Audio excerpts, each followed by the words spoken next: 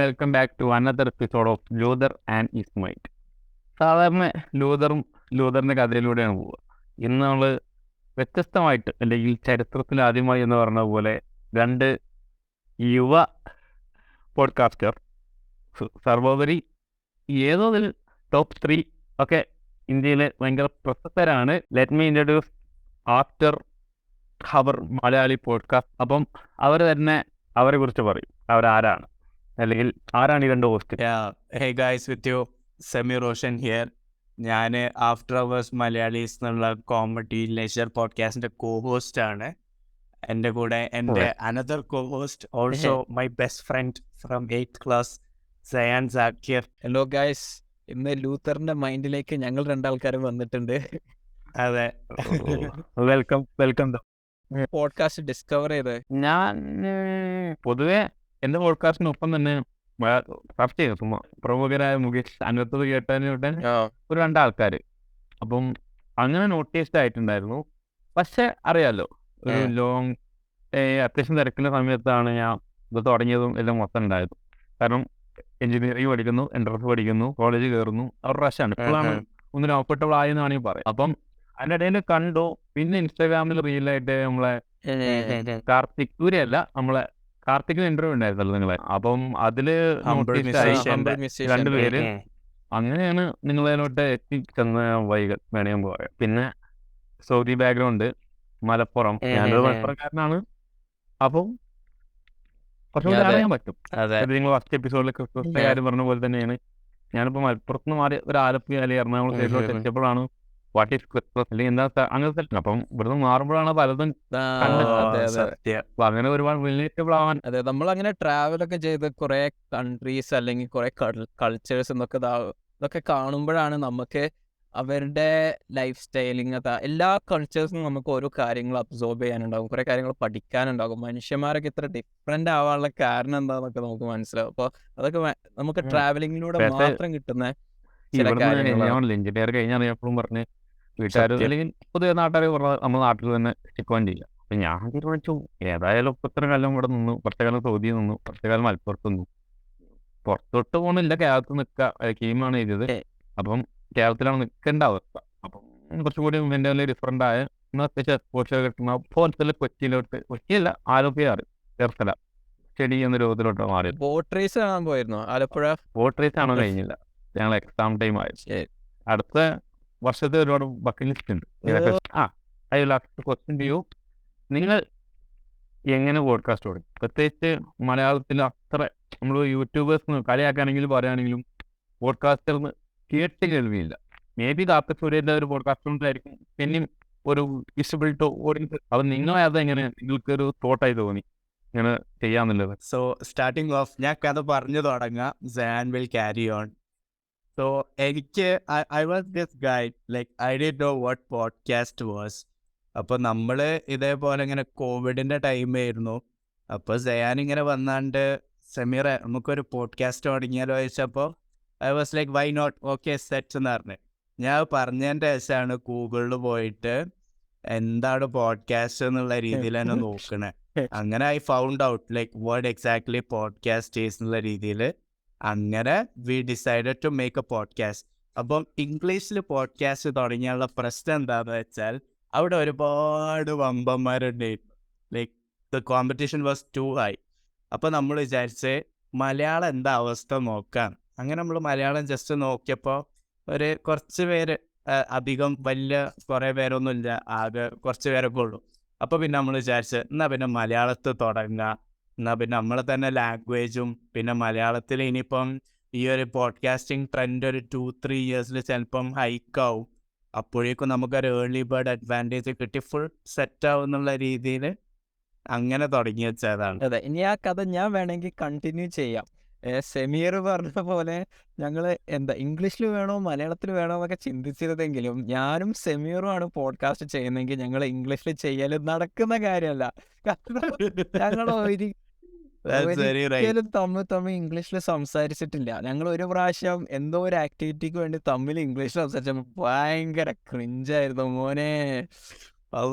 വൻ ക്രിഞ്ചർ വൻ കാരണം ഞങ്ങൾ കോമഡി. വേറെ ഏതോ മനുഷ്യരോട് സംസാരിക്കുന്ന പോലെ ഞങ്ങൾക്ക് ഫീൽ ചെയ്തത്. ആ ഒരു വൈബും കാര്യങ്ങളൊന്നും ഇല്ലായിരുന്നു.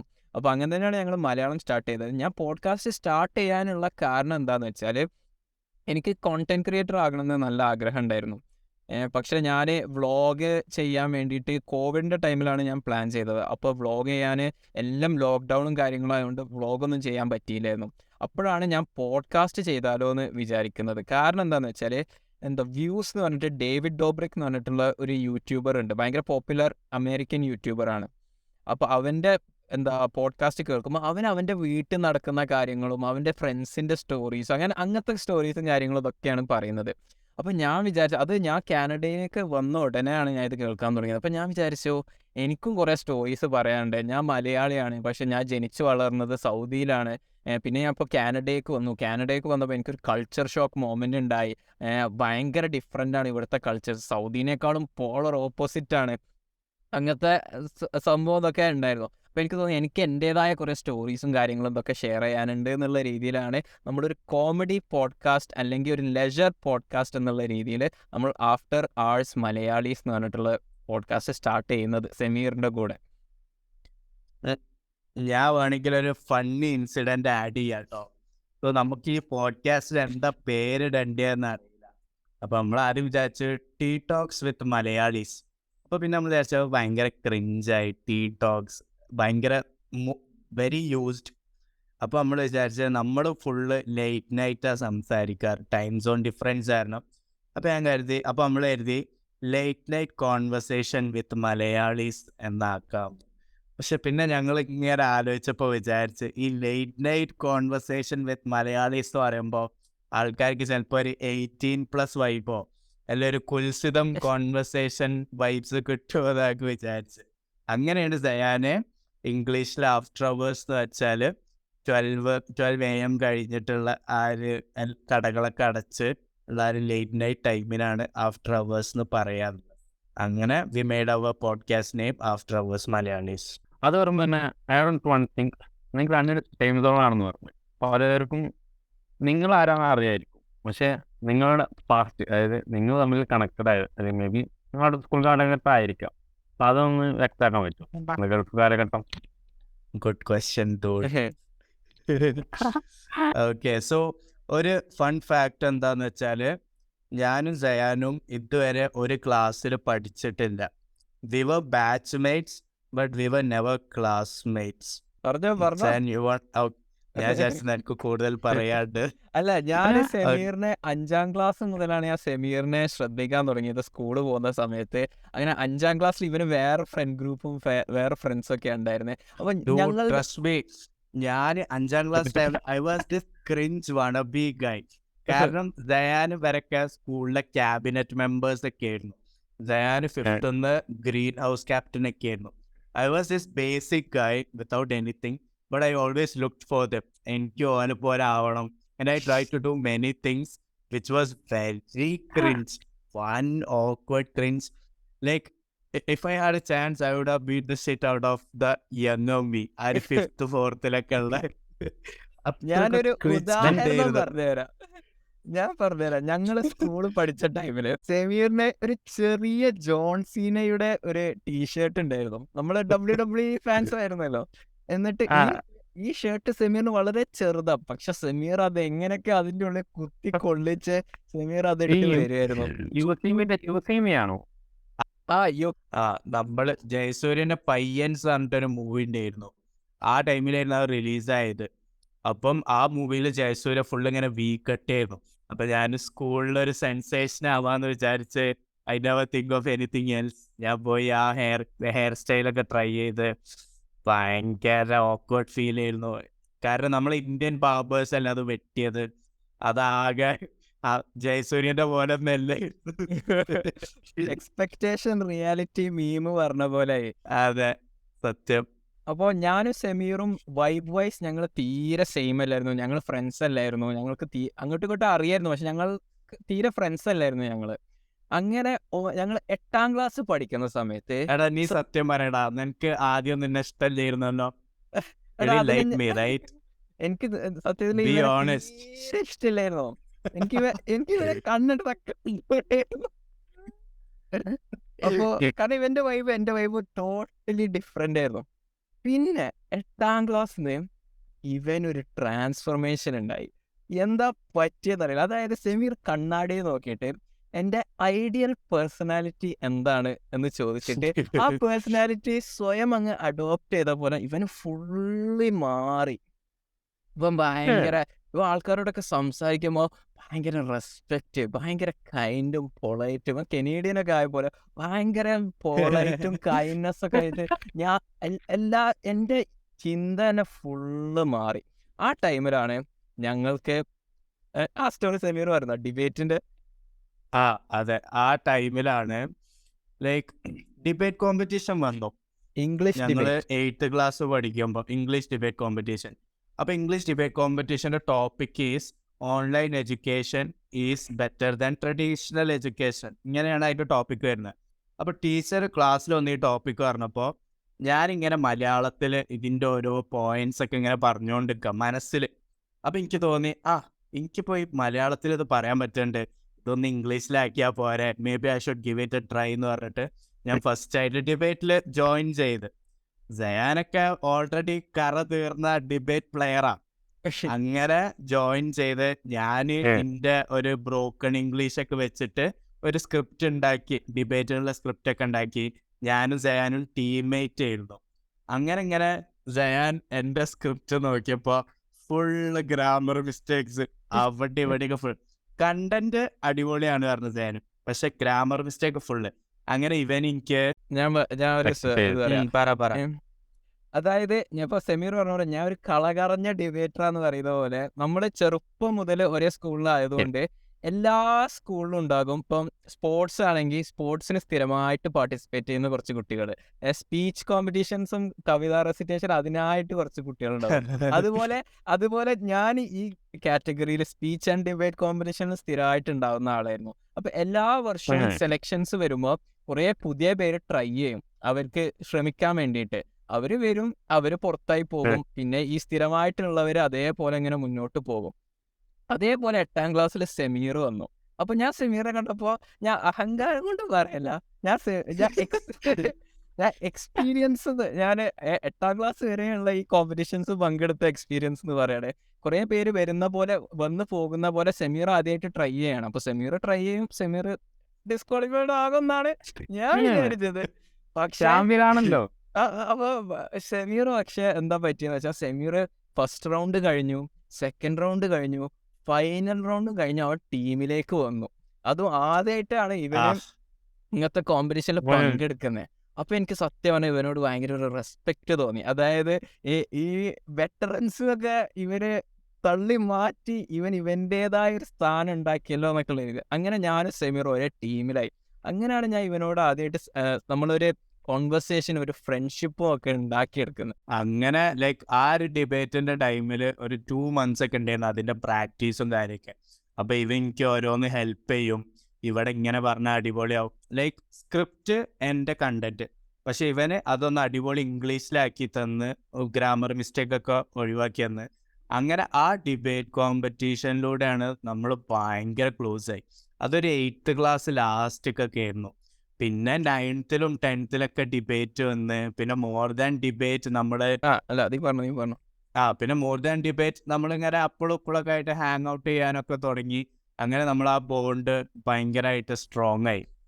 സെമീർ എന്നെ ഇങ്ങനെ പൊക്കി പറയുകയാണെങ്കിലോ സെമീർ ഭയങ്കര ഹമ്പിളായിട്ട് പറയാതെ നിൽക്കുന്ന കാര്യം എന്താന്ന് വെച്ചാൽ, അങ്ങനെ 8ാം ക്ലാസ്സിൽ സെമീർ ആദ്യമായിട്ട് ഞങ്ങളുടെ ഡിബേറ്റ് ടീമിലൊക്കെ കയറിയെങ്കിലും സെമീർ ഫൈനലില് അന്നത്തെ ദിവസം സെമീർ ഫസ്റ്റ് ബെസ്റ്റ് സ്പീക്കറായി ആദ്യമായിട്ട് പാർട്ടിസിപ്പേറ്റ് ചെയ്തിട്ട്. അതാണ് ആർക്കും അറിയാത്ത സ്റ്റോറി. അത് ഞാൻ പിന്നെ പറയണ്ട വിചാരിച്ച്. എനിക്ക് പ്രശംസ അത്ര ഇഷ്ടമില്ല എന്ന് അറിയാമല്ലോ.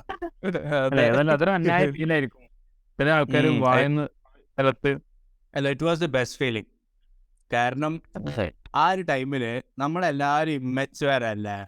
അപ്പം ഈ ഇംഗ്ലീഷിൽ ഗ്രാമർ മിസ്റ്റേക്ക് ഒക്കെ വന്നാൽ കളിയാക്കാൻ കുറേ തെണ്ടികൾ ഉണ്ടായിരുന്നു. കാരണം ഒന്നാമത് ഓരെ കുറ്റം പറഞ്ഞിട്ട് കാര്യമില്ല. കാരണം നമ്മളാകെ 14-15 years old ഒക്കെ. അപ്പം ഇംഗ്ലീഷിൽ ഗ്രാമർ മിസ്റ്റേക്ക് ഒക്കെ വരുമ്പോൾ ഫുൾ കളിയാക്കണ കുറേ ആൾക്കാരൊക്കെ ഉണ്ടായിരുന്നു. അപ്പം ഐ വാസ് ദാറ്റ് ഗൈ, ഇങ്ങനെ എല്ലാവരും ഇങ്ങനെ കളിയാക്കണ എന്തെങ്കിലുമൊക്കെ പറയുമ്പോഴത്തേനും. അപ്പം ലൈക്ക് ഈ ഒരു ഡിബേറ്റ് കോമ്പറ്റീഷൻ ജയിച്ചപ്പോൾ, അതും ഇംഗ്ലീഷ് ഡിബേറ്റ് കോമ്പറ്റീഷൻ ആയപ്പോൾ അത് ഭയങ്കര ഒരു പ്രൗഡ് ഫീൽ ആയിരുന്നു. യാ ടോക്ക് ടു മീ നിക, keep talking, I am listening from the top എന്നുള്ള ഒരു ഫീൽ ആയിരുന്നു. സമീറിന്റെ തൊപ്പിയിൽ ഒരു പൊൻതൂവൽ. അതെ അതേപോലെ തന്നെ നിങ്ങളുടെ ഇടയിൽ ഒരു പറഞ്ഞ കാര്യമില്ല, 8ാം ക്ലാസ്സിലെ മാറ്റം, ട്രാൻസ്ഫോർമേഷൻ. അത് പലരും ഇപ്പം ന്യൂ ഇയർ റെസൊല്യൂഷൻ പോലെ തന്നെ പെട്ടെന്ന് മാറാൻ ശ്രമിക്കണം, അല്ലെങ്കിൽ ഇപ്പം നിന്ന രൂപം മാറണം, അല്ലെങ്കിൽ ഞാനായിരിക്കും ഒരു പ്രശ്നം, ഈ പ്രശ്നത്തിൽ അല്ലെങ്കിൽ ഇപ്പോഴത്തെ ഒരു കണ്ടീഷൻ എനിക്ക് ഇഷ്ടമല്ല, അത് മാറ്റണം എന്ന് തോന്നുന്ന പല ചോദ്യമാണ്. Then how you are thinking on that time? അത് ചെറിയ നെറ്റിലായ ടൈമിൽ എങ്ങനെയാണ് ഒരു മാറണം എന്നതിൽ എങ്ങനെ മാറി? എൻ്റെ മാറ്റം വരാൻ കാരണം എൻ്റെ ഫ്രണ്ട്സാ, ഇൻ എ ഹെൽത്തി വേ. കാരണം എന്താന്ന് വെച്ചാൽ 8th ക്ലാസ്സിൽ നമുക്ക് എല്ലാവർക്കും ക്യാബിനറ്റ്സ് ആവാനുള്ള ഓപ്പർച്യൂണിറ്റി ഉണ്ട്. ലൈക്ക് 8th ബ്ലോക്കിലെ head boy, literary secretary, cultural secretary, house captains എന്നൊക്കെ ആയിട്ട്. അപ്പം നമ്മൾ ഇതിന് വേണ്ടി പാർട്ടിസിപ്പേറ്റ് ചെയ്യണമെങ്കിൽ നമ്മളെ കയ്യിൽ എന്തെങ്കിലും അച്ചീവ്മെൻറ്റ്സ് വേണം. ഇതിൻ്റെ ഫസ്റ്റ് റൗണ്ട് സെക്കൻഡ് റൗണ്ടൊക്കെ കഴിയണമല്ലോ. അങ്ങനെ എൻ്റെ ഫ്രണ്ട്സ് എല്ലാവരും അപ്ലൈ ചെയ്ത് all of them had some or the other achievement. Table ടെന്നീസോ അല്ലെങ്കിൽ ഫുട്ബോളോ അല്ലെങ്കിൽ എന്തെങ്കിലും സ്പോർട്സ് ഡേയോ എന്തെങ്കിലുമൊക്കെ ആയിട്ടൊരു അച്ചീവ്മെൻ്റ് ഉണ്ടായിരുന്നു. എനിക്ക് കൊടുക്കാൻ പോലും ഐ ഹാഡ് നത്തിങ്, ലൈക്ക് ഒരു അച്ചീവ്മെൻറ്റും ഇല്ല. അങ്ങനെ ഞാൻ കൊടുത്തില്ല, എൻ്റെ ഫ്രണ്ട്സൊക്കെ കൊടുത്തു. അപ്പം ഞാൻ വിചാരിച്ച ആർക്കും കിട്ടുമൊന്നുമില്ല, ആകെ 1-2 ആൾക്കൊക്കെ കിട്ടുള്ളൂ. പക്ഷെ കൊടുത്തവർക്കൊക്കെ കിട്ടുകയും ചെയ്ത് almost every one went through final interview വരെയൊക്കെ എത്തി. അതെനിക്ക് ഭയങ്കര സീനായി. Like I am doing nothing എന്നുള്ളൊരിത്, അതായത് എൻ്റെ കയ്യിലൊരു അച്ചീവ്മെൻ്റ് ഇല്ല. അപ്പം ഞാൻ വിചാരിച്ച് ഇനി ഇത് ഇങ്ങനെ വിട്ടാൽ പോരാ, ഇത് കുറച്ച് സീരിയസ് ആയി എടുക്കണം. അങ്ങനെ ലൈക്ക് ഫസ്റ്റ് ഞാൻ Under-14 ഫുട്ബോൾ ടീമിൽ എനിക്ക് സെലക്ഷൻ കിട്ടി when I was in 8th class school ടീമിൽ. അതൊരു ബിഗ് അച്ചീവ്മെൻ്റ് ആയിരുന്നു. പിന്നെ ഇതേപോലെ ഡിബേറ്റിൽ ബെസ്റ്റ് സ്പീക്കറായി. മലയാളം ഡിബേറ്റ് വാസ് ദേർ, അതോ 9th Malayalam debate I am not sure. Malayalam debate ഉണ്ടായിരുന്നു 8th ക്ലാസ്സിൽ. ഇല്ല Malayalam 8th 9th I guess. So English debate, പിന്നെ സ്പോർട്സ് ഡേ, ഇതിലൊക്കെ like I did my best, I had enough achievements. അപ്പം ദ തിങ് ഈസ് ദാറ്റ് മെയിനായിട്ട് like നമ്മുടെ കൂടെ നടക്കുന്ന ആൾക്കാർ ഭയങ്കര ഹൈ ലെവലിലാവുമ്പോൾ സം പീപ്പിൾ തിങ്ക് ലൈക്ക് അവർ ഹൈ ലെവലാണ്, we are not of their vibe, നമ്മളങ്ങ് മാറി നിൽക്കണം. സം പീപ്പിൾ തിങ്ക് ദാറ്റ് നമ്മൾ ഓരോ ലെവലിലെത്തിയിട്ട് ആ ഒരു ഇത് മെയിൻറ്റെയിൻ ചെയ്യണം എന്നുള്ളത്. So I thought the second വേ. അങ്ങനെ ഞാൻ ഫുൾ ഒരു ട്രാൻസ്ഫോർമേഷന് റെഡിയായി. And San help me a lot ആ ഒരു ജേർണിയിൽ, ഈ ഒരു ഡിബേറ്റ് ഇംഗ്ലീഷ് കാര്യത്തിലൊക്കെ. So yeah, it was A fun ride.